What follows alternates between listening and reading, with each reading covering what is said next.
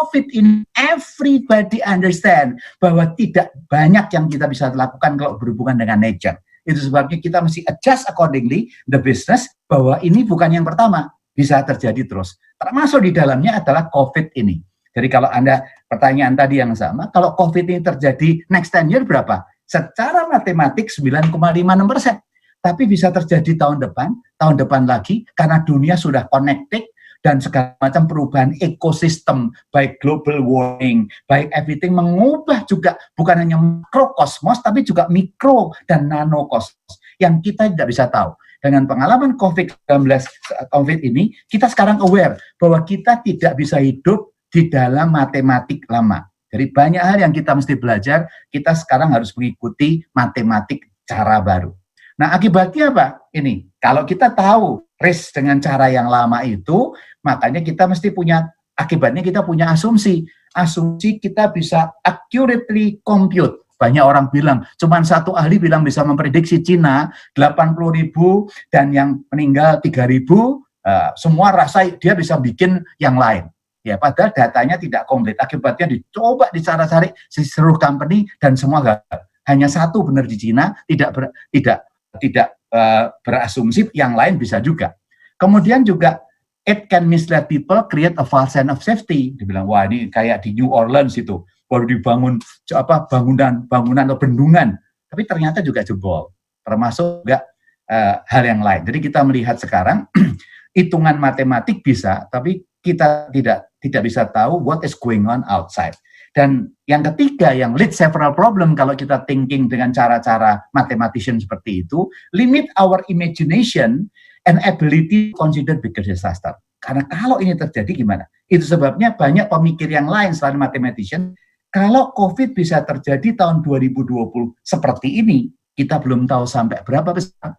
Dugaan orang ada yang 6 juta, ada yang 1 juta, ada yang berapa orang kematian, dan kita berdoa tentunya tidak terjadi kematian yang besar seperti pada Spanish flu sampai 60 juta di dunia meninggal, karena waktu itu juga medical belum secanggih sekarang. Cuman kita nggak bisa tahu. Itu sebabnya ini yang kita mesti adjust life, kita adjust our thinking, bahwa prepare kalau the worst itu terjadi. Termasuk di dalamnya nanti bagaimana kita menyiapkan bisnis kita tidak seperti yang lalu, karena bisnis seperti yang lalu bisa berubah. Dan my personal prediction, ini God, adalah bahwa ini disebut black swan. Dulu kita black swan itu unpredictable and irregular events. Buku yang menarik sekali dari Nassim Taleb, ini dianggapnya dulu bilang, black swan kan bisa terjadi gini. Tapi makin lama SARS, MERS, dan sekarang adanya COVID ini akan mengubah semua. Ternyata unpredictable-nya makin lama makin besar nih. Kalau MERS sekian, SARS sekian, sehingga banyak orang bilang, ini nggak gede, ini kan kayak influenza aja. Kenapa orang berkata begitu?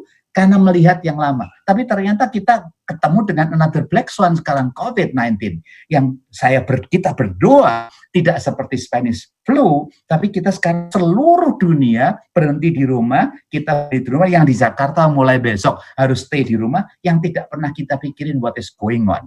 Ya, jadi ini yang terjadi. Yang kedua yang menarik, the odds, ya kan? The odds, peluang of the rare event are simply not commutable. Jadi saya bilang, ini yang sangat penting dari Black Swan, yang akibatnya buku ini sekarang terkenal kembali, karena waktu itu diingetin Nassim, orang nggak percaya. Bahwa kejadian yang rare event itu nggak bisa di-compute. Jangan coba di-compute, tapi dihadapi. Kalau terjadi, kita mesti adjust the sail. Ini yang paling penting. Nah, sekarang kita lihat coba, bagaimana the best antidote menurut saya yang disebut dengan the black swan ini. Kita akan mengalami black swan lagi. Kita nggak tahu apakah 5 tahun, 10 tahun lagi akan terjadi yang lebih besar, we don't know. Tapi at least kalau terjadi itu, bagaimana dengan perusahaan kita? Ada yang disebut dengan perusahaan dibangun secara fragile dan perusahaan dibangun anti-fragile. Apa itu fragile? Kalau perusahaannya one man show, silo operation, ada internal competition, overly focus on efficiency,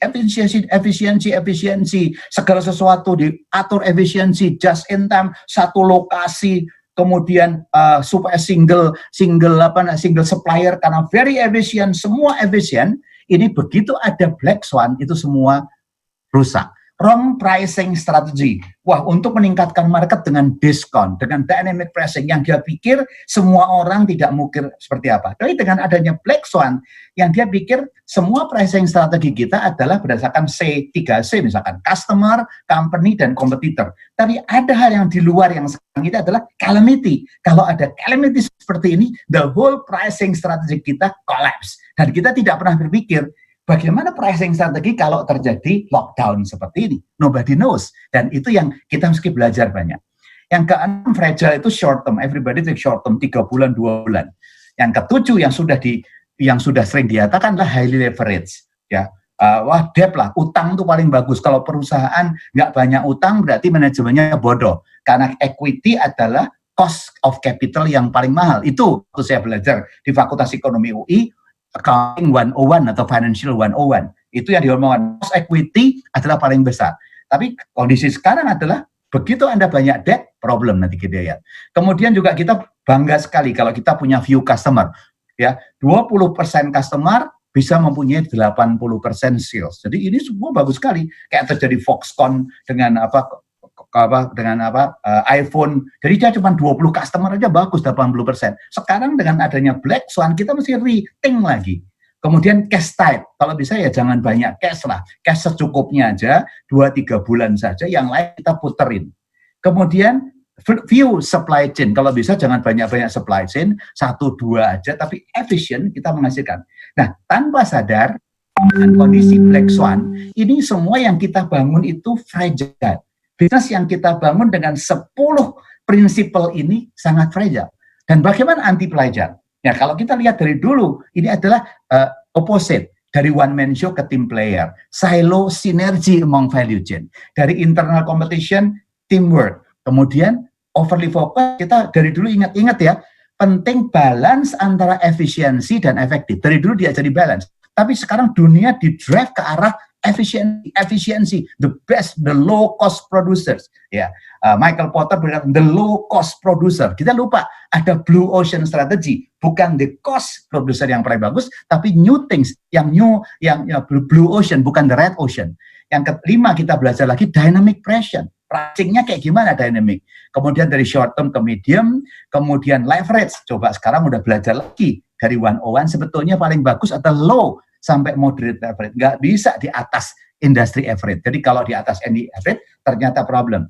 Kemudian dari customer view, customer menghasilkan banyak, sekarang belajar banyak kalau anti fragile, balance itu paling bagus.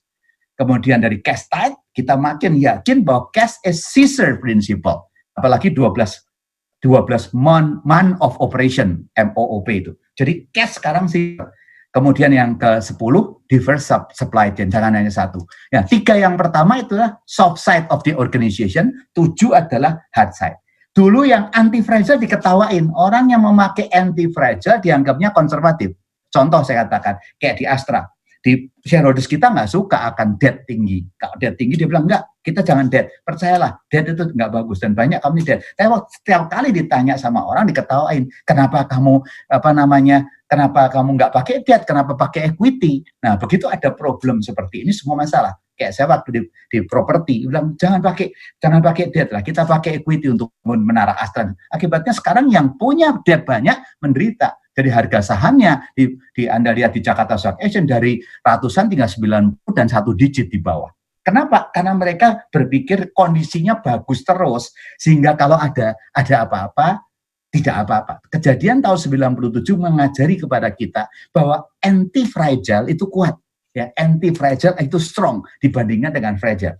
Tapi pada waktu kita sudah bagus, kita lupa bahwa we are building bisnis kita secara fragile. Kita nggak beli the Black Swan. Nah, questionnya, Black Swan-nya berikutnya kapan? Contoh ini. Contoh yang menarik sekali, sangat terkenal dari Chip Norcos dan Paul Bert ini, is fragility being engineered into our company? Ini salah satu contoh terkenal. Ya, Anda tahu gin itu dibikin di Amerika, dibikin di China, kemudian ditambah gin dibikin di Amerika dari ginnya, dikirim ke China untuk bikin shaper yang paling bagus.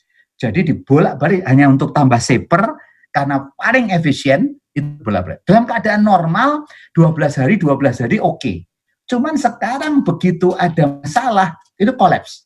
Karena efisiensinya, kenapa nggak dia bikin, misalkan Amerika nggak dibikin Meksiko, karena lebih mahal. Kenapa nggak Amerika dibikin Kanada, nggak lebih, karena semua China lebih murah. Nah, akibatnya bukan China ada masalah, the whole structure. Nah, pertanyaannya, betul secara efisiensi dalam keadaan normal, produksi ke China paling murah. Tapi kalau nggak normal gimana? Nah, selama ini perusahaan 100% believe in efficiency, believe in, wah, ini tidak akan ada problem lah di laut, nggak ada problem lah di supply chain. Once ada black swan, the whole collapse. Dan the whole collapse akibatnya itu. Nah, ini yang sangat penting kita perhatikan. Itu sebabnya Paul Savo ini menarik sekali. Saya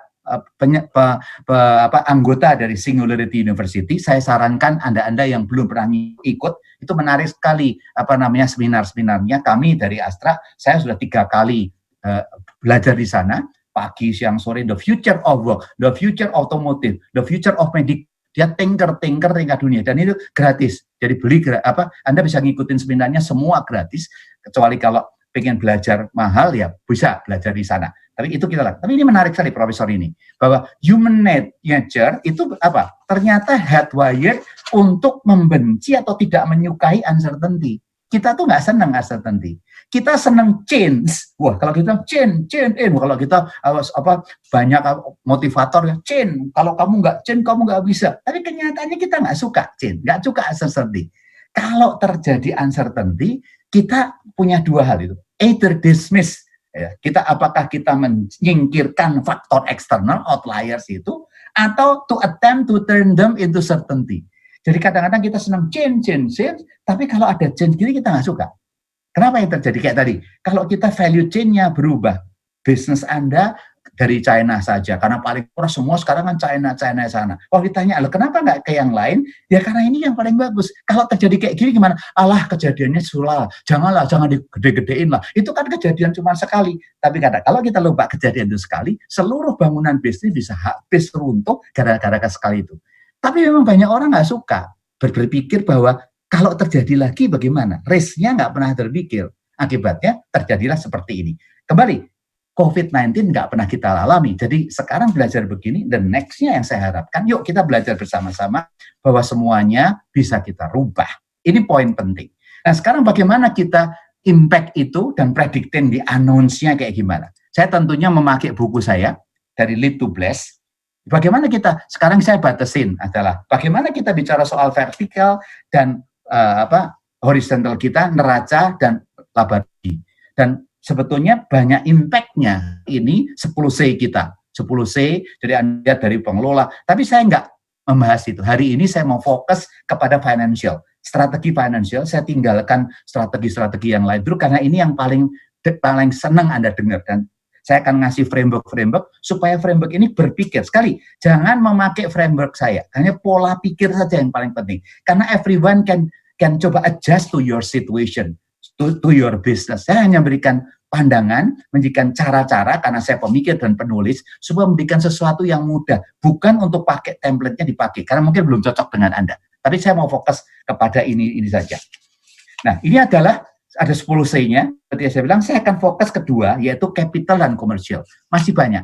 Kenapa saya fokus ke sini? Karena inilah yang sekarang kena di semua, yaitu earning cycle. Saya lupakan dulu lah energy cycle, saya lupakan dulu lah age cycle. Sekarang yang paling penting bagaimana kita menyelamatkan earning cycle kita. Baik itu capital, baik itu commercial. Ini yang paling penting.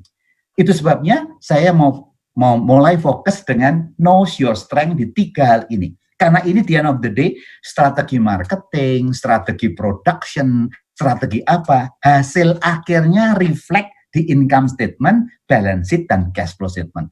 Anda bilang, wah saya punya strategi bagus Pak Paulus, tapi kok jeblok di revenue, jeblok di profit, artinya strateginya nggak bagus. Saya punya taktik yang bagus, tapi cash flow saya jebol. Income statement saya bagus Pak Paulus, kenapa kok cash flow Anda jebol? Ya Anda create revenue, accounting revenue, tidak bisa collect semua. Akibatnya revenue-nya bagus, income statement, cash flow-nya jebol karena apa? Ternyata itu semua jadi AR. Dan kepada orang-orang yang seharusnya berhak Anda kasih pinjaman, for example. Jadi 3 hal ini sangat penting. Saya mau fokus di sini supaya kita tahu bagaimana membantu Anda yang hari ini. Orang-orang yang di medium atau small and medium enterprise bisa membantu banyak. kalau perusahaan besar itu lebih tahan. Kalau Anda tidak tahan, ini yang harus poin. Pertanyaan pertama adalah ini, berapa lama business economic prediction?